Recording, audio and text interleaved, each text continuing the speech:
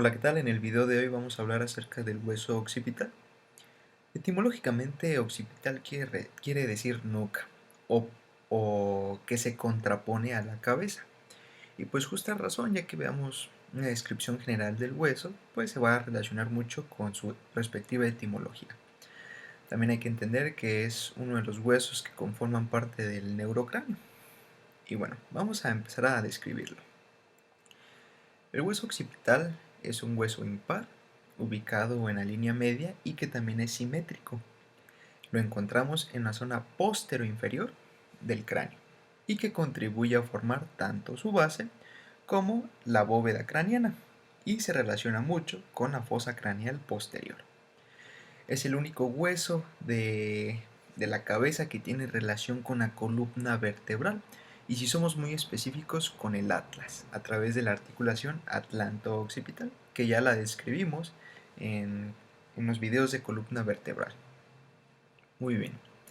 Este hueso occipital le describimos dos caras, una cara anterosuperior que es intracraniana y una cara posterior-inferior siendo exocraniana.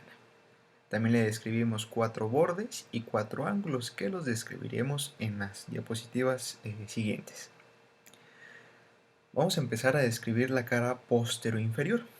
La cara posterior-inferior nos vamos a ir de anterior a posterior y de lo que corresponde principalmente a la base del cráneo.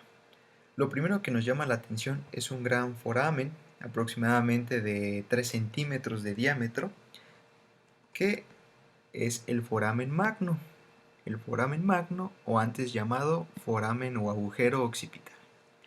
A partir de este podemos nosotros ir describiendo cada una de las características de este hueso. Muy bien. Por delante del foramen magno encontramos una porción cuadrilátera, un poco oblicua, de atrás hacia adelante y de abajo hacia arriba, siendo así la porción basilar del hueso occipital. Esta a su vez se relaciona con la porción basilar del hueso esfenoides. Muy bien, justo por delante del foramen magno encontramos un tubérculo de una prominencia de aproximadamente 1 a 2 milímetros. Es el tubérculo faríngeo, en el cual va a estar insertándose la fascia faringo-basilar y el músculo constrictor superior de la faringe. Por delante de este tubérculo encontramos una depresión a la que denominamos fosita navicular. Y dentro de esta fosita navicular podemos encontrar otra fosita, que es la fosita faríngea. Esta fosita faríngea se corresponde pues a la bolsa faríngea de Luschka, siendo un remanente de la notocorda. Si nos pasamos a una vista posterior, lo primero que debemos de describir es una prominencia ubicada en la línea media y que se corresponde al número 7 en la imagen de la derecha, que sería la protuberancia occipital externa. Esta también se corresponde al punto craniométrico inion o en otras bibliografías también lo pueden encontrar como occipulsion. La protuberancia occipital externa es una eminencia en la cual va a tomar inserciones tanto músculos como el ligamento nucal. Y a partir de esta estructura ósea podemos ir describiendo las otras partes de esto. Por arriba de la protuberancia occipital externa encontramos una porción lisa, cóncava y que se corresponde pues ya propiamente a los tegumentos que encontramos en la porción de la nuca. Por debajo de esta, en la línea media, encontramos una cresta que se dirige desde la protuberancia hasta el borde posterior del foramen magno, siendo así o conocido como cresta occipital externa, con el número 8 señalándolo. También a los lados tanto de la protuberancia como de la cresta occipital externa encontramos dos líneas de concavidades superiores, de convexidades superiores, y en números de dos superiores que se corresponden a las líneas nucales superiores y dos inferiores que se llaman líneas nucales inferiores. Las líneas nucales superiores pues toman esa forma ya que en estas zonas toman inserciones músculos provenientes del dorso y en la línea nucal inferior pues toman inserción principalmente los músculos suboccipitales, que estos ya los describimos en el video de región suboccipital. Muy bien, ya solo faltaría describir a los lados del foramen magno. Bueno, lo primero que nos llama la atención son estas eminencias o superficies articulares, siendo así los cóndilos occipitales, destinados así a articularse con las cavidades glenoideas del atlas. Estas describen pues una forma elíptica, más alargadas antero o posteriormente, y que en su porción media se pueden estar de alguna manera estranguladas, ya que si nosotros recordamos las cavidades glenoideas del atlas pues tienen forma de zapato, entonces de forma de suela de zapato. Entonces pues de alguna manera se tienen que relacionar las superficies articulares de los cóndilos occipitales. En estos cóndilos occipitales podemos describir también a los lados dos fositas, una fosita condiloidea anterior, en el cual se va a estar relacionando con el conducto del nervio hipogloso, y una fosita condiloidea posterior, en el cual vamos a encontrar el conducto condilio, que respectivamente por delante pasa el nervio hipogloso y posteriormente una vena emisaria o vena condilia, y en ocasiones también una arteriola proveniente de la arteria meningia posterior. Igualmente, en la imagen de la derecha podemos observar la relación de estos conductos.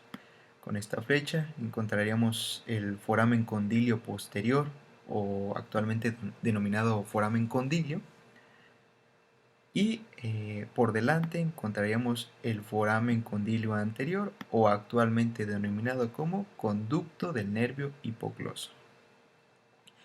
Medialmente a estos cóndilos encontramos unas superficies rugosas, ya que en estas zonas toma inserción los ligamentos alares provenientes de la apófisis odontoides del axis. Muy bien. La siguiente cara que describimos es la cara anterosuperior. Recordémosla como una porción endocraniana del hueso. Bien, por delante del foramen magno encontramos un surco de naturaleza transversal que se le conoce como clivus, o antes denominado surco basilar. Esta se corresponde con la porción más superior del bulbo raquídeo, también se relaciona con la protuberancia y pues como lo dice su nombre antiguo, con la arteria basilar. Y a cada lado de del clivus encontramos otros pequeños surcos que se corresponden al surco de los senos petrosos inferiores. Recordemos los que estos vienen del seno cavernoso, pasan por estas zonas marcadas en azul para llegar al foramen yugular y unirse a lo que sería el seno sigmoideo. Muy bien. Por detrás del foramen magno encontramos principalmente 4 fosas, que son las fosas occipitales, 2 superiores y 2 inferiores. Las inferiores se le conocen como fosas cerebelosas, ya que van a estar en relación con los hemisferios cerebelosos, y las superiores se les conoce como fosas cerebrales, ya que se corresponden con las porciones occipitales de los hemisferios cerebrales. Muy bien, estas van a estar separadas entre sí. Bueno, las fosas cerebrales en la línea media van a estar separadas con el número 1, que se corresponde al surco del seno sagital superior. Las fosas cerebelosas van a estar separadas entre sí a través de una cresta, que se corresponde a la cresta occipital interna. Esta cresta occipital interna, a medida que llega al foramen magno, hay ocasiones en las que se puede bifurcar y formar un espacio medio, que se le conoce como fosita vermicular, o fosita vermiana, o fosita cerebelosa media, denominada así por la relación que tiene con el vermis del cerebelo. Aunque claro, esto es una variante que se puede o no encontrar. Y ya por último, la porción que nos separa tanto las fosas superiores como las inferiores corresponde a los surcos del seno transverso. Si nosotros nos fijamos, formamos un aspecto de cruz, que es la eminencia cruciforme, con el número 4, que también lo podemos llamar como eminencia o protuberancia occipital interna. Esta a su vez se corresponde a la externa. En la protuberancia occipital interna va a tener relación, ya que encima de ella o sobre de ella encontraríamos la confluencia de los senos. ¿Cuáles senos serían? El seno sagital superior, el seno transverso, el seno occipital y el seno recto. Por lo tanto, se le conoce como confluencia de los senos o prensa de Herófilo.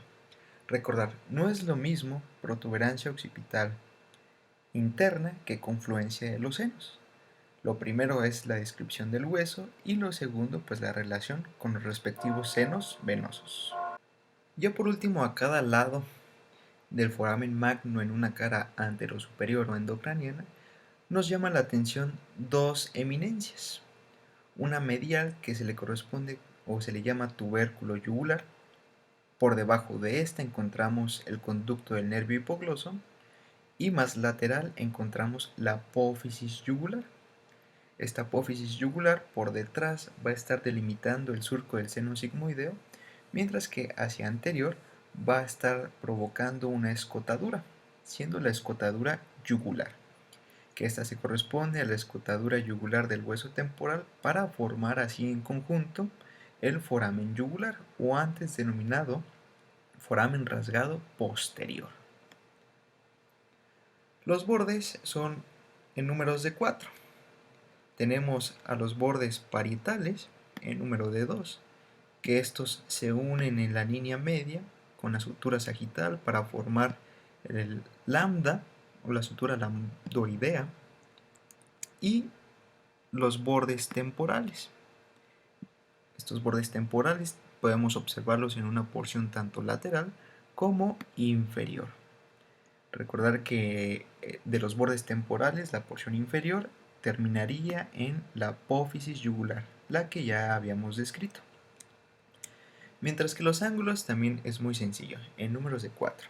Tenemos un ángulo superior que se corresponde al punto craniométrico lambda, un ángulo inferior que se corresponde a la porción basilar del hueso occipital en la unión con la porción basilar del hueso esfenoides, y dos ángulos laterales, que es la zona de unión entre el hueso parietal, el hueso occipital y el hueso temporal, o también denominado como el punto craniométrico asterio.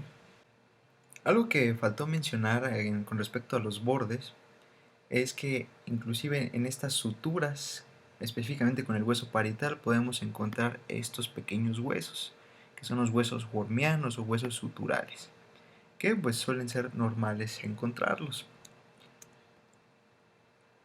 Ya por último tenemos que hacer la descripción de un hueso que se describe en los libros como este Stitt o inclusive la Target, que es el hueso epactal o hueso interparietal o hueso de los incas. Este hueso pues se ha descrito en la población indígena de Perú, correspondiéndose pues a los incas, y no es nada más que una conformación ósea ubicada entre ambos parietales e inclusive aportando parte del hueso occipital, siendo o tomando una descripción independiente, denominándolo así como hueso epactal o hueso interparietal o hueso de los incas. Bueno, con eso sería todo con respecto al hueso occipital. Cualquier duda, comentario, sugerencia o corrección del video, por favor dejarlo ahí en los comentarios. No olviden compartir el video, dejar su like. Y pues sin nada más que decir, espero les haya gustado el video y muchas gracias por verlo.